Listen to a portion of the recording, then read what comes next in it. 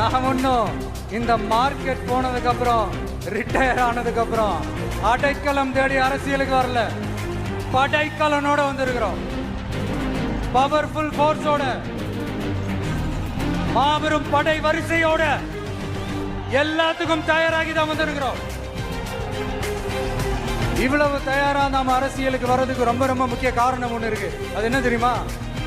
நன்றி கடன், நன்றி கடன், நன்றி கடன்.